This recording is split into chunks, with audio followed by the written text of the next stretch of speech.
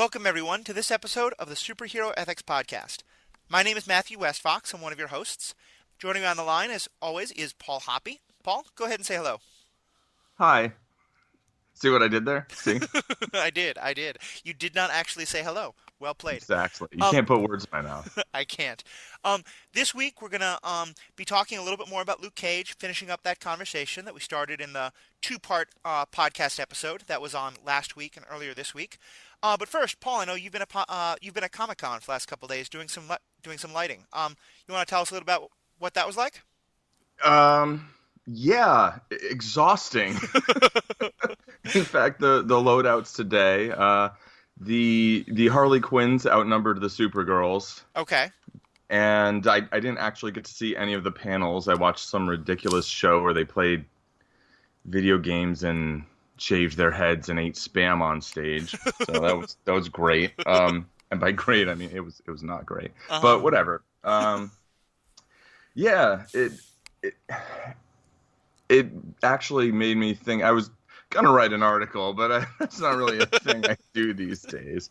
But called "Nerd Please," which was actually about my dislike of that particular N-word and the idea of reclaiming words and how that kind of works, but it kind of doesn't work. Because I mean, I don't think a word can ever really be fully reclaimed. Like you can't stomp out old definitions, but.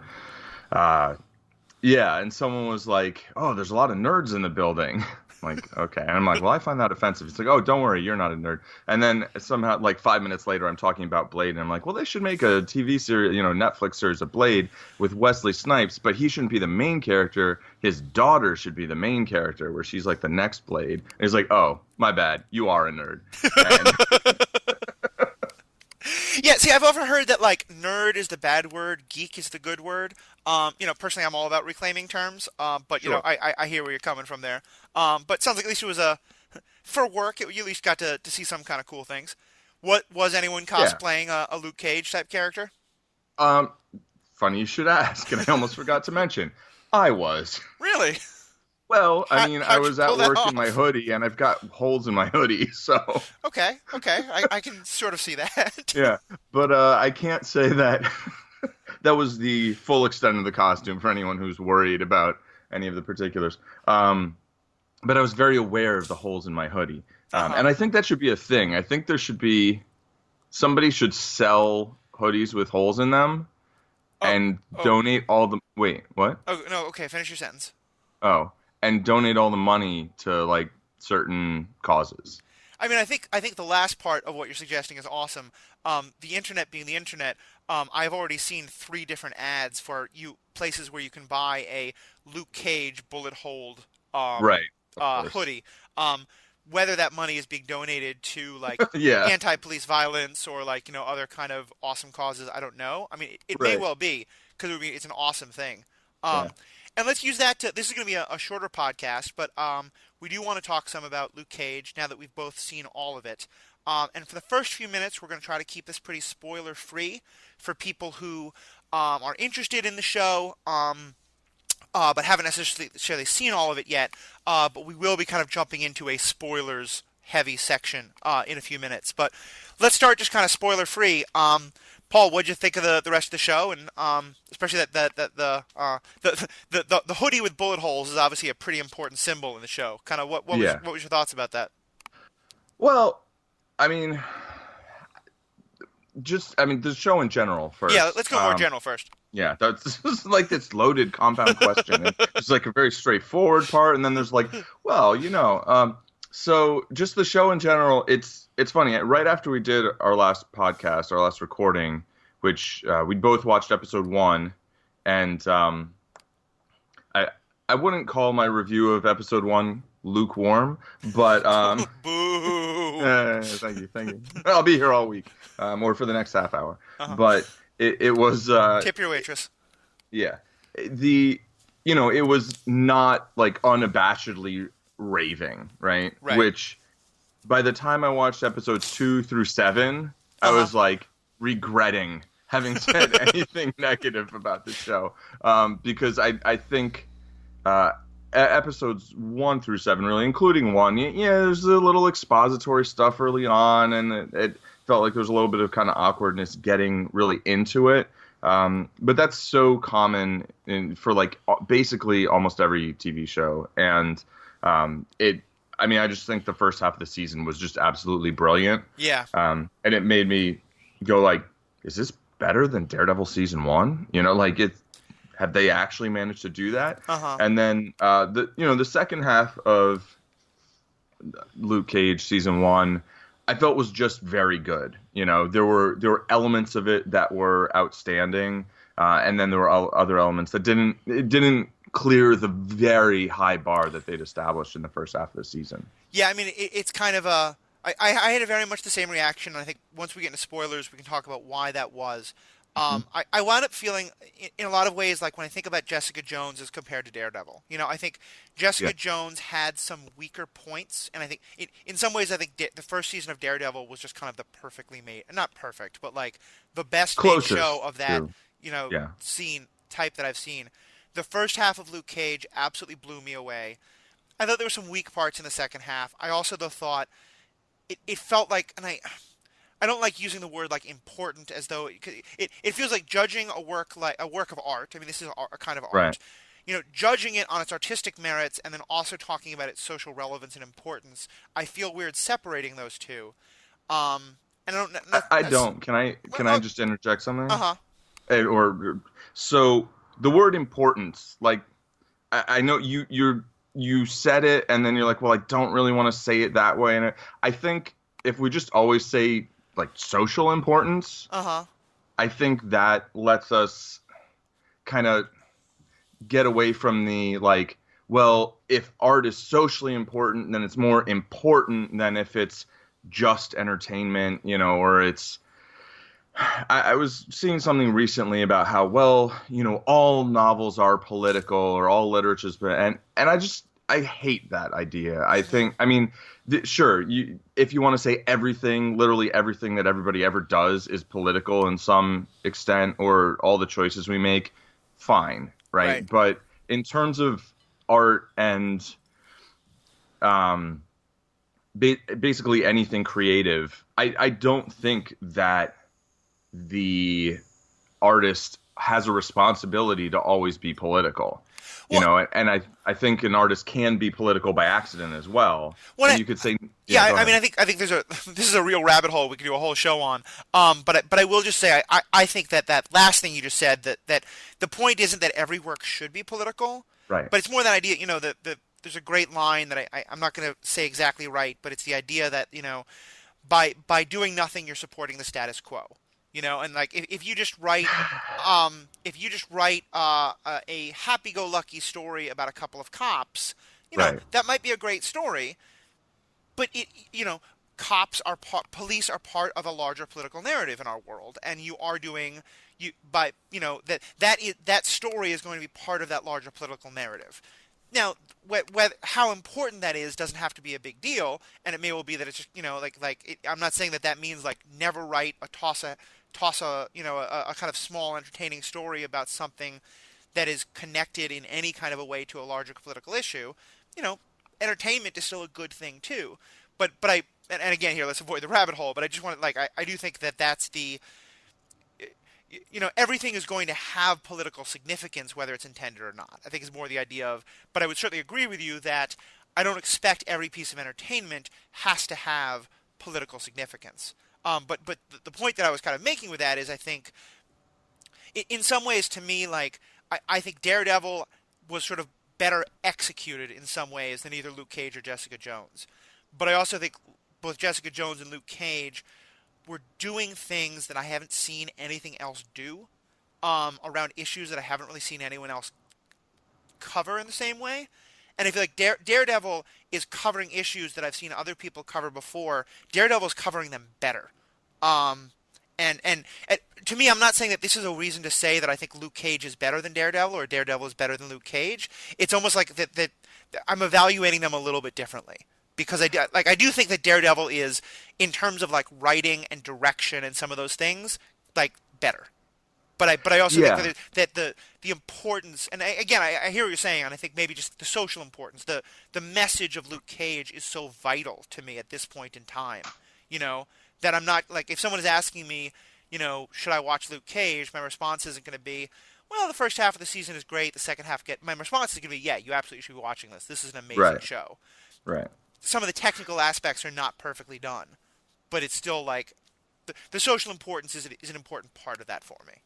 Right. So I actually don't think this is a rabbit hole. I think there's an extent to which this is the entire discussion, Uh huh. or it could be, Yeah. where I totally agree with most of that, right? Uh huh. And certainly with the conclusion. But to me, Daredevil was trying to do a very particular thing, which was be a great superhero TV show set in a more real-ish sort of setting, right? Jessica Jones and Luke Cage, I think, were both also trying to do that, but they were also trying to do another thing, Right. right? Each of them a separate thing from each other. And so I think by trying to do those by being very overtly, deliberately political and dealing with social issues that are super heavy, right? That are like as heavy as it gets. I think, they raise the degree of difficulty on themselves. Mm-hmm. And, some people will be like, well, they transcend, comic book stuff or whatever, which, I mean, I don't think is wrong, really. I think that's true. And, I mean, Daredevil deals with like gentrification and, how, Right. I mean, that's basically what the story is about, right? It's basically about, the gentrification of Hell's Kitchen, which is funny because that happened 20 years ago Yeah. already. I mean, But, you and I are both people who grew up in New York City, and I think yeah. this is sort of a side note. We've both talked about that. All three of these shows are fantastic, and they're about a New York City that hasn't really existed for almost 20 years. Yeah, exactly. But so I guess my point is that I I think that in terms of the narrative, the structure of the season, and how everything goes together, I do think Daredevil did a better job of achieving that specific goal, which is basically the entirety of what it was trying to do. I Right. mean, yeah, there were they were talking about, killing and things and various other issues. But, when you get down to it, it was a sort of a less self-conscious and it was less trying to do some of this other stuff, which I think is fine, and Right. as someone who writes and writes fiction, I think it's important that a writer feels okay being able to do that. And I think if people feel like they can never do that, I think fiction greatly suffers. But at the same time, I also think it's great, and it's great in another way. You get an additional layer of greatness out of a show like Luke Cage and Jessica Jones when they can say, okay, you know what, we're going to tackle these issues head on, and we're going to crush it, and which they did. And just the narrative structure, and maybe they should have been 10 episodes, maybe they should have not introduced this character, changed this or that in the season, and maybe then the narrative part would have been a little tighter and tauter, but they did handle these other things in a way that I just think is outstanding. Yeah, I would agree with that, and I would say, not to sort of disagree with myself, but there's two things I want to say. One is that I do want to really keep in mind that I thought, the issues that Daredevil raised, like I said, it's not that I don't think Daredevil raised important issues, because I think, like you said, it tackles gentrification, it tackles a lot of neighborhood change, but it also really tackles issues of vigilantism and violence and vengeance and a lot of theology. I mean, for me as Mm-hmm. a person with a religious background, the whole idea of the priest and all of his discussions about like recognizing that there's a part of him that wants to do harm, and and what does that Right. mean? Like, those are important issues. Yeah, I agree. But I think the thing with Luke Cage and with Jessica Jones, and I think let me say this, and then feel free to respond. But after that, let's go into our spoilers section, because I think it'd be easier to talk about even this issue Yeah, with I agree. spoilers. Is and here's kind of related to that first thing we were talking about. I think in some ways, for a show like Luke Cage, here's the issue: that Daredevil, a show about a white man, you can make it without seeming political. Like like, Yes. like that additional. I don't necessarily think it's that the writers of Luke Cage and Jessica Jones specifically talk about Luke Cage. I don't think it's that they decided, you know what, let's not just tell a story about a black superhero, but let's also try and tell these political points as well.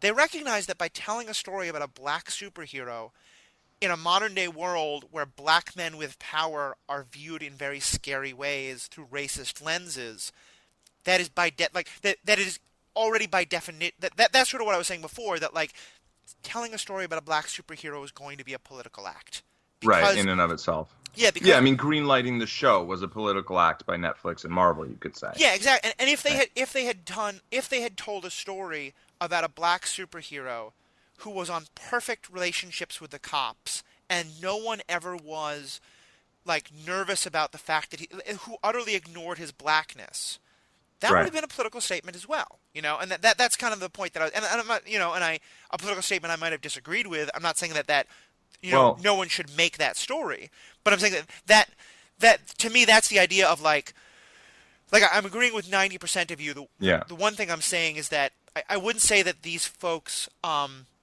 set a higher bar for themselves because they decided to add a political element to the show. It's that by telling a story about a black superhero, they are making it harder because there's a whole other layer that comes into that. And uh, I, I almost feel a little weird critiquing it because I do think there were parts of it that were technically not as good. But at the same time, I also feel like I feel like one of the reasons why people don't make these shows often is because they feel like, you know what, it's going to be a lot harder. It's going to be a lot more political. People are Yeah. going to ask us if it's political or not. So why don't we just not make the story about the black guy? Let's just not make the story about, and I really want to applaud Luke Cage for taking that on.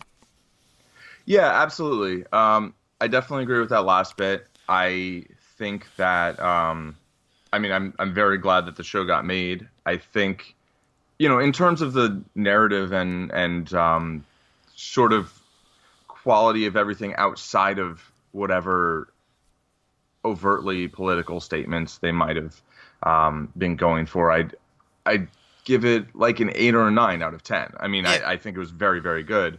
And in the first several episodes, I just straight up tens. And throughout though the whole sort of political thread, I would just give a 10 out of 10. I mean, Yeah. I have no criticisms about that outside of like maybe the last episode or few. There were a few too many speeches. Yeah. For me, but that's kind of also that kind of pulls back to just the basic narrative, whatever. Like I mean, it wasn't like Arrow with the speeches, Right. or Dirty Dancing at the end. Nobody puts anyway. But it just when people give speeches and things, it's usually not great. And we can get into in the spoiler section about. I mean, there was a section where a couple of people give speeches, and I was like, all right, well that worked, Yeah. like, I and that was really hard to pull off. But what I do think that there's basically two ways you could go if you're.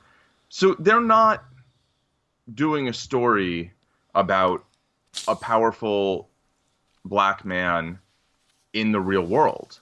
They're Right. doing a story about a powerful black man in the Marvel Cinematic Universe. And so they really did have a choice, right? They could have basically been like, well, in the Marvel Cinematic Universe, they don't have the same problems we have. Right. Things aren't the same. Well, but I think, Um, and let me actually just pause for a second. Let's go back to that. But let me just say, let's now enter our spoilers discussion. We'll continue the same topic, but let's just now say we're going to start bringing in spoilers because there's just a lot. You really want to get them spoilers. I feel like it's going to be a lot easier to talk about this. So anybody who hasn't seen all of Luke Cage, I think we're both saying definitely see it. It's a fantastic show. If you really want to be spoiled, go ahead and keep listening, but I'd strongly advise watch the rest of the show, come back and listen to the rest of this podcast, because at this point we're going to sort of take the gloves off and continue our discussion, but not be afraid of spoiling. So spoilers on in 3, 2, 1, bing.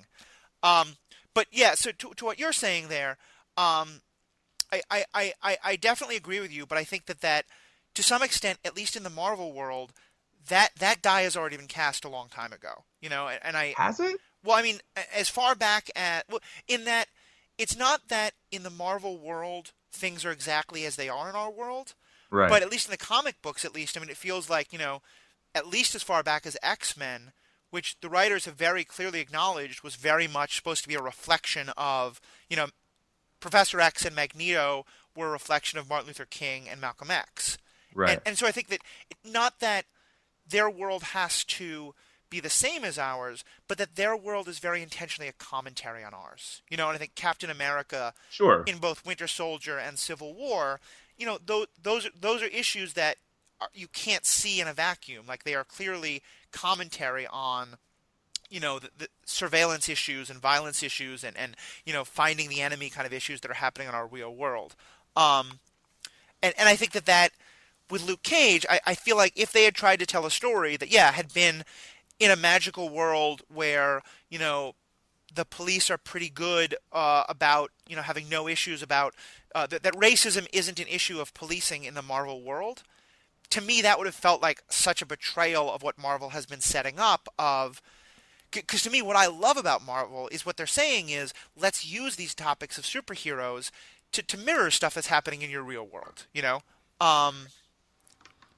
Yeah, I completely disagree. Okay. I mean, and I didn't hear any spoilers there either. No, we haven't spoiled yet. We'll get to that in a moment. But it just, I feel like they, first of all, and you did make this distinction, but like the X-Men aren't in the Marvel Cinematic Universe, right? The none of the Spider-Man gives me hope that not yet, but yes, that's yeah. I mean, the issues that we're talking about weren't talked about yet in the Marvel Universe, and you can say, well, that's a political statement, and okay, I just think that if they had just gone ahead and been like, yeah, we're just gonna make a story about a dude who, if they'd made the story about Sam Wilson, right? Mm-hmm. If Falcon had been the main character, actually, honestly, I don't know that much about Falcon or Bucky or really Captain America outside of the movies, except that I really didn't like this ending to Civil War in the comics. Like, what are you doing? But I think some characters like Sam Wilson or Rhodey, right? Uh-huh. I mean, they're both military guys, and they don't have this history where they were, falsely imprisoned and they were in jail for however long, and so that's not, I mean, as far as I know, right? Right. That's not a part of their stories in the way it's a part of Luke Cage's story. So I think, you might be right in terms of once they chose to do Luke Cage, right? Not once they decided to do, okay, we're going to do a black superhero. Like when DC does Cyborg, right? Mm-hmm. Who's never been my favorite character in DC, and honestly, the little bit that was in Batman vs Superman just so bad. Does not like have me going like, oh, I can't wait for that Cyborg movie, right? But if they do Cyborg, it's like, I don't think they're going to really play up the race angle that much. And if they do, it's going to be, I just don't have a lot of confidence for them to do a good job of it, right? Well, but right. My point, though, even though, assuming that they did a great job of it, race wouldn't play as big of a role in that movie as it really should and did in Luke Cage, the series, because they're very different heroes with different backgrounds, and well, and I think obviously, yeah. I think this gets to what we were talking about on the first part of the Luke Cage podcast last week, which is that this is where the fact of like the problem of there being so few comes up, because to me, I feel like the first couple of women's superhero shows have really taken on the idea of like, what does it mean for it to be a woman as a superhero, in terms of like Agent Carter or Supergirl or Jessica Jones, and I don't think every show about a woman superhero has to do that, but the first couple probably needed to address that in some ways, and we hopefully will get to a point where it's not seen as odd or not the normal to have just as many women superhero shows on TV as men, and so it doesn't have to be commented on. But it Right. doesn't at this point. And in some way, I kind of feel the same. Like, in some ways, Luke Cage, the character, I think this issue needed to be a big part of. But I also think the fact that this is one of the first, black superheroes to get a starring role in such an important way becomes really important. And I like that it is happening at the same time that Deadshot, a character for whom the racial background is pretty much irrelevant, was almost entirely always seen as a white character and was now played as a black actor. Like, I actually think there's something great about those two things coexisting. Because what it's showing is, like, on the one hand, having the story of a black superhero is really important. But that every black that doesn't mean that you can only cast a black actor to play a superhero who is black as a fundamental part of his identity. Like, I Right. think that both and is a really good direction for us to be going. But Yeah, I totally agree with that, and that was sort of the point I was trying to make before was that I think there are basically two ways you can go with it. You can have a superhero whose blackness, whose race is this fundamental part of their character, and that kind of permeates throughout everything they're in, right? right, That's something that isn't just this kind of subtext. It's something that is dealt with in explicit terms throughout the story. And you can also have a character who just happens to be black, right? Like in The Flash, they took the West family and they just made them all black, right, And like maybe they talk about it a few times here and there, but for the most part, it's just like, yeah, this is a white kid who was adopted by a black family, like whatever, like move along, right. And I think DC's actually done a really good job of that in terms of, I mean, they've taken a ton of previously, portrayed as white characters for whom race didn't really, it was never played up as an issue, and then they've just made them black, and they haven't like made that a thing. Right. And I don't think that's better. In fact, I think having characters where we actually, deal with what that really means and how that would play out in a world very much like ours, I think there's an additional good thing that can come out of that. But I also think that there is something good in having characters that just everyone can see and kind of, like, here's the thing, right? We were talking about how having a show about a black superhero could affect people, right? And I think for everybody, it's actually great to have both, because I think some people are going to be able to see a show that really tackles the issues head on and, understand the issues on another level, or be able to kind of emotionally process them in a way that they didn't before, because it's kind of through the lens of fiction. And so, it's almost like having it a little bit removed, right? And I think there's something great about that. But then I also think, a lot of the times people watch fiction not to deal with real life issues, right? Sometimes people watch fiction just for entertainment. And I don't mean that in a belittling way. I mean, I think entertainment is really important. Right. Like, an entertainment that can kind of take your mind off of the really heavy problems of the world, I mean, just to interject for a second, I thought Yeah. one of the things that I loved about Luke Cage is that's hilarious. I mean, it's a very funny So show. important. Like, Yeah. and it like I finish your sentence, but and then I'll go back to more of that. Right. So, the thing though is that the other types of shows that are like not dealing with these issues, right? Which I think is fine and good, that there are shows that aren't always dealing with really serious issues. Like, those shouldn't like only have white characters, Right. Because like once you have a black character, you have to deal with all these issues.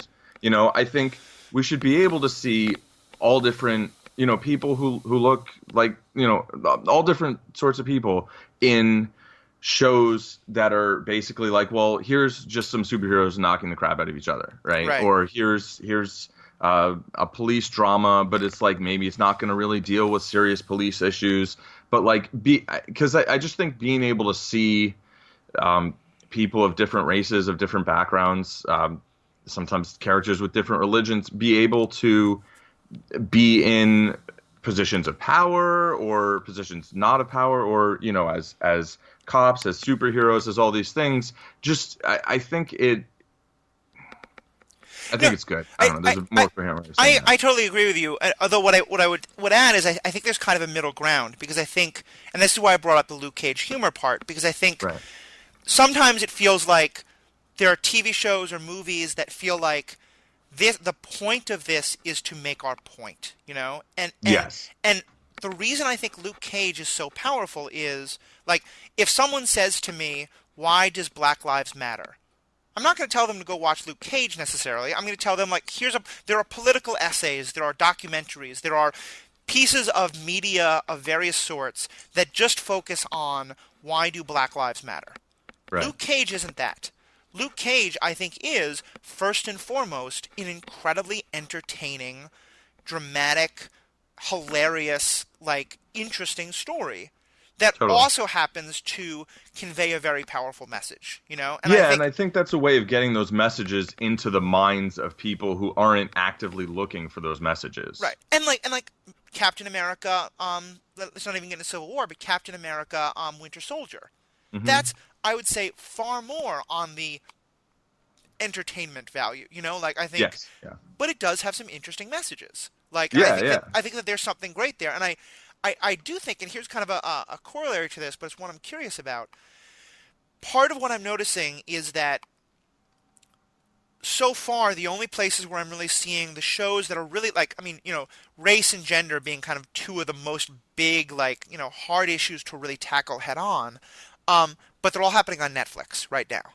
And I am going to be very interested to see the first time, a Marvel movie or a DC movie, or one of the DCT, one of the WB or Fox or other network television shows covers one of, gets into a little deeper, because I think one of the things that Netflix has shown itself really is that it's willing to take a lot more risks, For sure. And I mean, just to take a look, like, a lot of people were pretty upset about Luke Cage, in I think some kind of hysterically stupid ways. But there's been a lot of backlash from people saying, "Oh my God, this show is too black." My personal favorite is the comment that says, "I don't see any white characters in this. It makes me really uncomfortable." To which I respond, like, that's the whole point. Wow. I like when you'd mention, you're like, there's this I'm like, I just don't even want to know. Like, sorry. See, there was the spoilers I was warning you about. Right. Spoilers. Spoilers. No white characters, except there are white characters. People are racist on the internet. But yeah, so yeah. So I think that kind of gets it to a point. So what else about well, let me actually ask you this about just going back to the show itself. You said that there's a moment of two people kind of giving speeches. I think what you're talking about is what was, for me as a former pastor, probably my favorite moment of the show, the preach-off. The scene where two people basically give dueling eulogies. Where two people decide to exploit the death of a neighborhood legend in order to make the points that they're trying to go for. So what do you like about that scene? It was good. I mean, what I liked about it was this is the great analysis you tune into this podcast for. They had characters delivering speeches in a way that it's like, so, okay, first of all, they were giving speeches at a place where you go to give speeches. Well, and I would actually even say, right? I would specifically say they were giving sermons.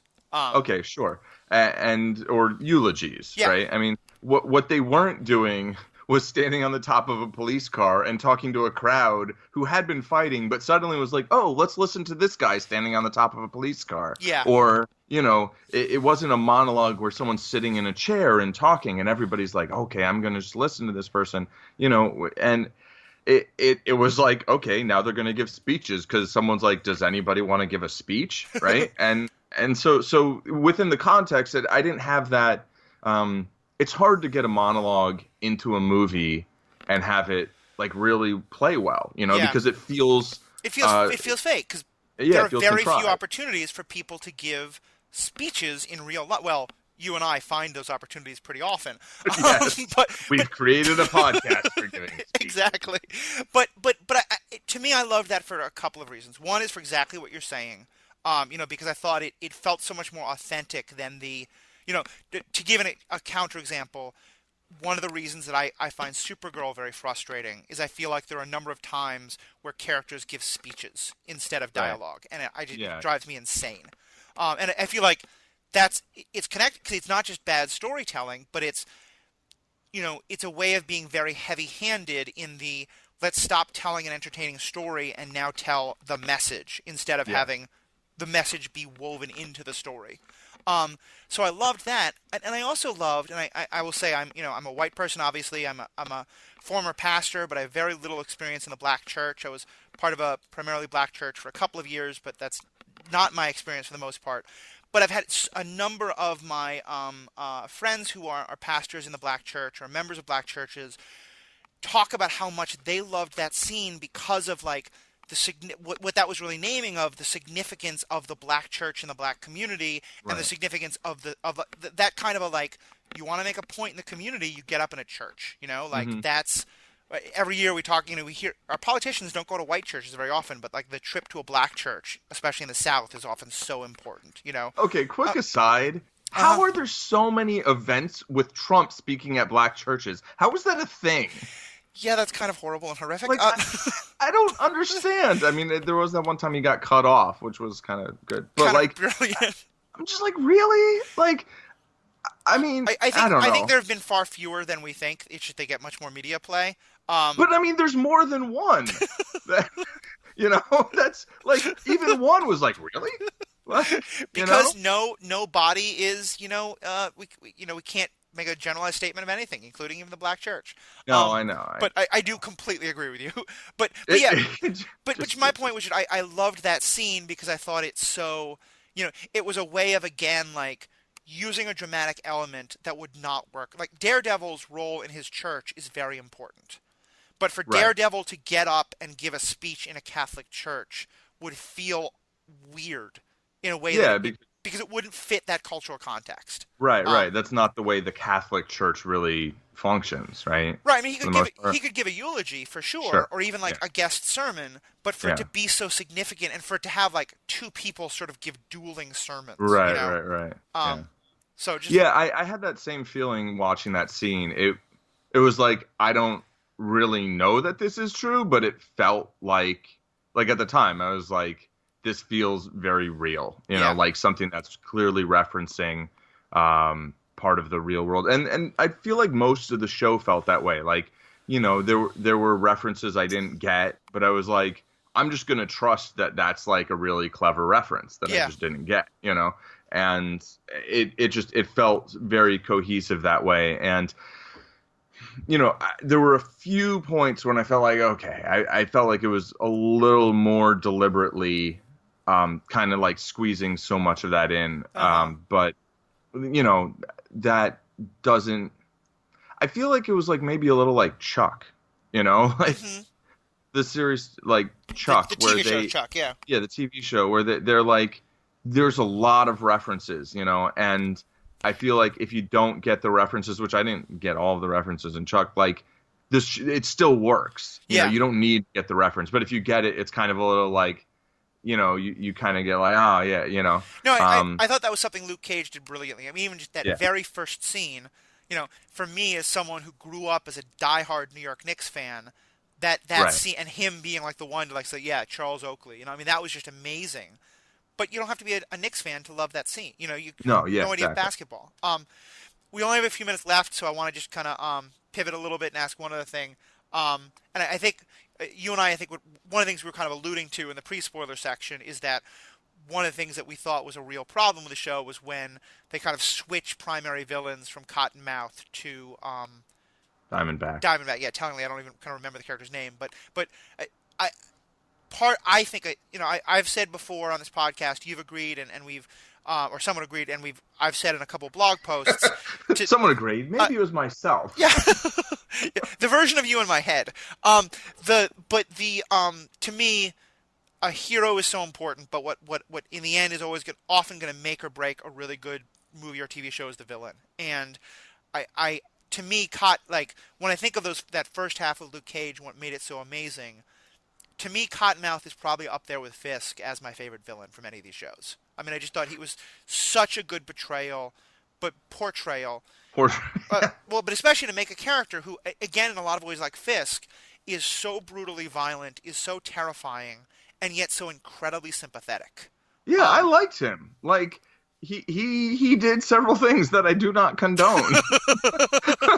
I mean, but he was like, he was like Stringer Bell in a lot of ways, where I was just like, the Idris Elba character in The Wire, who, I know no Wire spoiler. Yes. Yeah, but it's No, okay. It just, I think we can give us The Wire's been around. The Wire is an amazing TV show. All right, spoiler but we are going to issue a The Wire for The Wire. Almost all the characters get killed. Yes. Including Stringer Bell. Yeah, and when at the end of in the last episode he was in, I actually stopped watching the series for like a day, and I was like, I don't know if I'm going to keep watching this series. Yeah, I remember talking to you about that. I literally said that. I didn't think it to myself. I said it to Matthew. And I was like, I remember. Why am I going to keep watching the series without Stringer Bell? And it wasn't because there weren't tons of great other characters. There were. I mean, the Wire has like an embarrassment of riches when it comes to other characters, and they stepped up. Season 4, I think, is maybe my favorite season, because it's just so heartbreaking. Yeah. But they did that by being like, okay, here's 10 other great characters. Deal with that. And it's like, oh, shit. I think in a lot of ways, to me, Stringer Bell reminds me of Cottonmouth and vice versa. Both of them are, if you were still using this lens of good guy, bad guy, you would look at them and say they are the bad guys. They are both criminal overlords. They both do terrible things. But they're both much more, I mean, in the same way that I feel like Fisk is almost as much of a protagonist of Daredevil as Daredevil himself. Like, Cottonmouth to me is very much a protagonist, almost as much as Luke Cage. Like, he's Luke Cage's antagonist, but so much of the story is told from his perspective, including a lot of the flashbacks. Mm-hmm. And I think that was, to me, he ranks up there for me with Fisk and maybe Kilgrave as some of my favorite villains, probably of anything, but certainly of the Marvel Universe. And I felt like that's where the show unfortunately fell down a little bit, because when he died and Black Mariah stepped up, I sort of felt like, oh, if we're going to have the show now center around Black Mariah, this is going to be an amazing... Like, I'm so sad to see Cottonmouth die, but they could have that payoff like they had in The Wire, and Black Mariah could have been such an interesting character. Mm-hmm. And again, like, I mean, to highlight the identity stuff, another amazing thing about the show is it is just, there are so many powerful women of color characters. Black, and I say women of color because both of Black and of Latina descent. And Asian. Yeah, exactly. I mean, although they really write off their Asian characters fast. Yeah, and with Luke, and there's the whole Iron Fist issue that we can get in. We've gotten into already. Sure. But yeah, no, and so I was so excited to see Black Mariah really come into her own. And she did somewhat, but I felt like if I had to point to one weak part about the show, it's Diamondback. He just it was not the payoff that you needed after killing off Cottonmouth. Right, and the setup of who this character was, we didn't see him for the first 7 episodes or until the end of the 7th episode.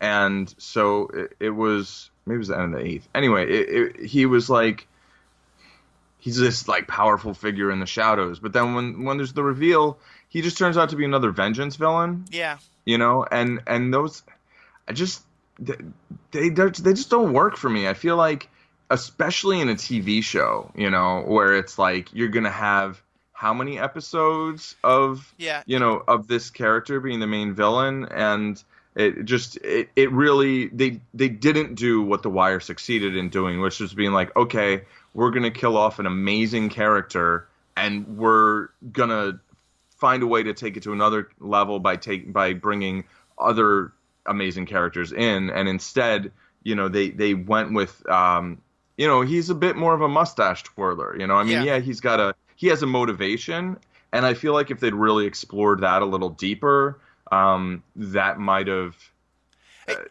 it might have worked better. But I will also say it's the first. I don't think I've used this term on this podcast or this blog, but in talking to you and others, I've often said that my biggest problem with the Marvel movies is how often they go for what I call the mirror villain.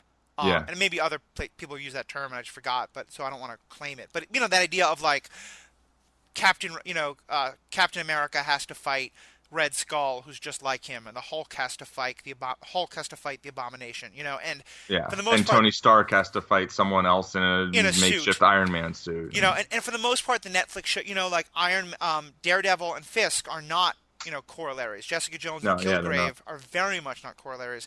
And I was a little disappointed to see, that happen here. Yeah. Still a fantastic show, highly recommend. But yeah, I think that's where the disappointments would lie. And I have one other complaint that I'm just going to throw out there. Go ahead, and then I want to ask you what is actually going to be our last question, because then I need to go see my superheroes in green, the Jets, take on the Steelers. Yeah, good luck with that. Yeah, no. What was oh yeah. So Claire Temple, Rosario Dawson's character. Yep. I love the character. I love the actress. I hate medical drama, which is tricky because the character's a nurse, right? Is night nurse in the comics, and which actually a character names her as, which I did kind of like. Yeah, I liked that. I was like, okay, that's cool. Yep. But like they kept calling Luke Cage Power Man, but it wasn't like, oh, Power Man, can you get this cat out of a tree? It was like, it was like, oh, Power Man. Jet game, get to the point. Yeah. So what? The Jets can wait. They really, like, at one point, Luke Cage gets shot by something that can actually hurt him. Yeah. And he's injured for like 3 episodes. And it just goes on so long. And the sort of pseudoscience medical drama of it was just like, that's not why I want to watch Luke Cage. I want to watch Luke Cage because he's bulletproof. Yeah, I feel like it's one of those things where, a writer of Battlestar Galactica who used to be on Star Trek commented that one of the things he hated about Star Trek was they had created this world where everything was technologically perfect. Right. And so the only way you could tell a story was to have one of the technologies break. Right. And I sort of feel like a little bit like that's what was happening here, was they sort of said, like, okay, we've set him up as being bulletproof. And it's like, instead of telling the story about that, they went into a little bit of a diatribe of, all right, let's make him not bulletproof for a little while. Right, and that's where I think there's this idea in fiction where it's like, well, we have to introduce mortal danger. The character must have a threat of dying, and the thing is, it's like, look, he doesn't. Yeah. Okay, he's the title character, and he's already slated to be in the Defenders. Like, we know he's not gonna die. And to me, that's honestly, because we've said, there's been a lot of commentary saying, like, the most important thing about the show is it's a bulletproof man in a hoodie. So let him stay bulletproof, because there is other stories about what happens when the other people around him can die, Right, exactly. Even if he's bulletproof, his friends are not, and that's really... I will also say on the medical stuff, like, I also thought the character of Misty Knight was incredible and was so well done. The whole, like, spoilers in the comics, she has a bionic arm. And I felt like there was a little bit of a head fake of having her seemingly come close to have the arm amputated, but then not. That sort of set that up. But that does let me ask what is really going to be, no doubt, our last question. The last question. What do you think of the role of the police in this? Because obviously, when telling a story about, a bulletproof black man, like, if you think that it's going to be about, political issues today, your first thought is, well, obviously then the police are going to be the bad guys. And so to have Misty Knight, who is, in a lot of ways just as much of a hero of the show as he is, be a police officer, and there to be some really interesting, like, and a police officer who at times is overly violent to a witness in an abusive way. I mean, like, that to me was such a fascinating choice and such an interesting way of saying, we're going to tell a story about the police and police violence towards black people and police fears about black people without making the police all like demagogues, but by humanizing them and telling some really interesting stories from the police perspective as well. I'm sorry, that was a question? Yeah, no, I guess it was more of a polemic. But what's your perspective? Well, I'm glad you've chosen such a simple subject for the final question. Yeah, you've got 3 minutes. Go. Right, yeah. I actually thought that how they dealt with the police and how they dealt with language were really the two most brilliant parts of the show. And we can get into language another time, but the police, because here's the thing, like, being a cop is presumably very hard, Yep. right? Being a cop in the real world, the way everything works, like, a lot of these situations, we see horrible things happen, and we see cops do the wrong thing a lot of times, and it's horrible, horrifying, heartbreaking, and I think there's a desire to just be like bad, like Right. they're the ones that are wrong. And a lot of times I think, yeah, you can say like, okay, well, that cop, that individual cop did a horrible thing, and it's clearly like just, but like they're still human. Even the people who do the worst things are human, right? Mm-hmm. And I think what Luke Cage did a brilliant job of doing was showing like it's complicated, like it's hard, and saying it's complicated isn't a cop out to be like, well, it's complicated, half of one, a dozen of the wait. No, that would be more of the dozen half. But, the six half dozen. Like, it's saying that there's nuance and that something's complicated isn't saying it's 50-50. Like, right. Oh, we can't figure it out. It's like, no, you can look at something and be like, this is a complicated issue, right? The situations that people are actually in are extremely difficult to handle. And the entire notion of setting up and running a criminal justice system and policing and all these things, it actually is really complicated and difficult. We can still say, okay, now that we've acknowledged that this is a hard problem to solve, we can then also say, you're doing a shit job of trying to solve it, right? Like that doesn't exonerate everybody who does the wrong thing. And I totally agree. I think that's what this show got so well, because I think, and there are scenes where you clearly see like the police targeting Luke Cage that in ways that absolutely mirror our world, Mm-hmm. and then you also see a character like Misty Knight, who is absolutely our hero, do the thing that we keep saying we are so afraid of cops doing, and we so are angry at cops doing, losing her temper and becoming violent against, a defenseless witness. And then they have another cop doing the same thing, and they set it up so that, so he's not a main character, so it's a little easier for us to be angry at him and to and that's against a kid instead of right, adult. It's against a kid, but at the same time, like, we still kind of get it.